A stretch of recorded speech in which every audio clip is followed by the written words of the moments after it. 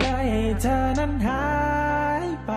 ปล่อยให้คำว่ารักมันกลายเป็นวลีฮิตเธอไม่รับรักจะบอกว่า fuck that shit น้ำตามันเกยอกผมเลยไม่อยากจะสปิกสัญญาจากนี้ไปจะไม่ทักเธออีกทั้งชีวิต